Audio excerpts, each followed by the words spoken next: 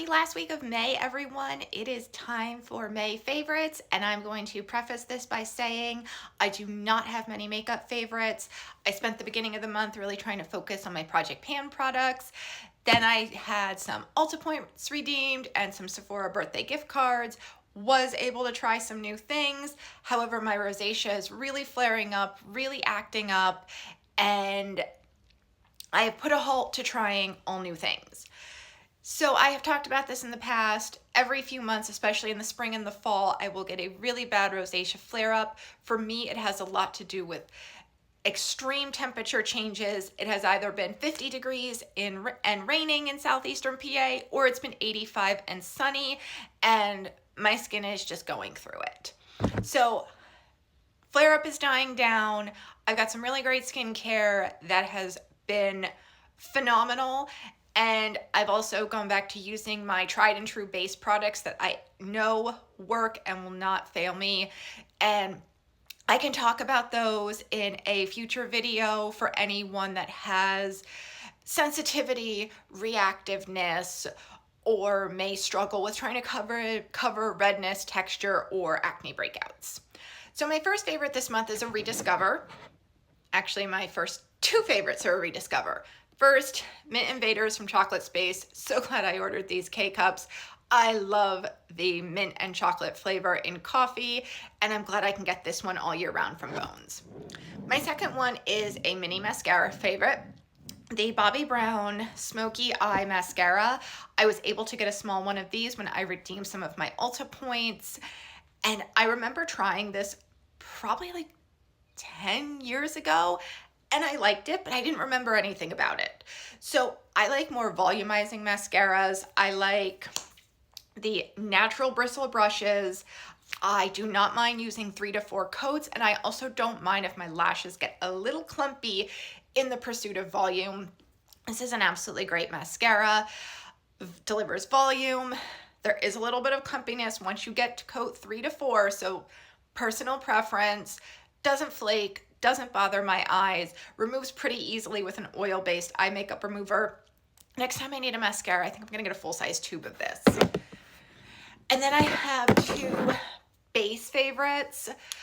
So both the Hourglass Concealer and the MAC Studio Fix Concealer are similar. The MAC Studio Fix, I've used through several tubes of this. The Hourglass is a newer to me product that I purchased with some of my Ulta points. Both dry down matte, both are long wearing, and both of them, once you set them, they will not budge, they will not crease. In the MAC, I am NW15. In the Hourglass, I am the shade Birch. Probably the biggest difference between the two of these is the coverage. The MAC is a medium coverage. You probably could build it toward a full coverage, but I prefer this with either a tinted moisturizer or on a day that I don't need that much coverage from my concealer. If you need something fuller coverage, you want to go with the Hourglass. So personal preference, but both of these are great concealers. Media favorites. I've definitely been in a true crime mode podcast. I started both Prosecutors Pod and True Crime Garage all the way over from the beginning. Been absolutely loving both of them. I've been really enjoying revisiting some of these episodes and some of these cases that I had previously listened to, previously researched, but maybe just hadn't thought about in a couple months and a couple years, and it was really cool to rethink about them again and re-Google them to see if there have been any changes or if anyone else has added to these subjects.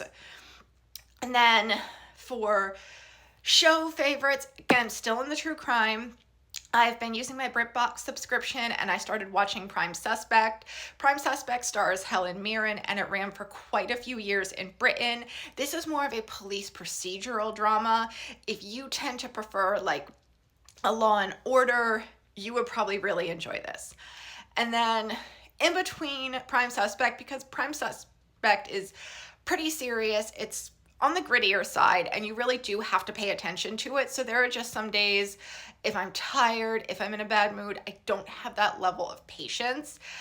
When I need something that is a pick-me-up or just something to relax to, I always go back to Only Murders in the Building on Hulu. It's true crime, but it's really, really funny. And I love that show so much. It's probably one of the best shows I have ever watched if you like true crime, but you also need some humor and just a smile. So that is my May favorites. As I said, there were not a lot of beauty favorites. I probably will not be really trying many new beauty products going into the beginning of June. Hopefully by the second full week of June, my skin will have calmed down enough and the weather will be a little more, I don't even want to say temperate or moderate, just consistent, and my skin will go back to normal. And like I said, if you do want to hear more about things, skincare and makeup favorites that have become staples for me when my skin is really struggling, please let me know. I can absolutely film that. I have quite a few staple products and I have a lot of thoughts on all of these products.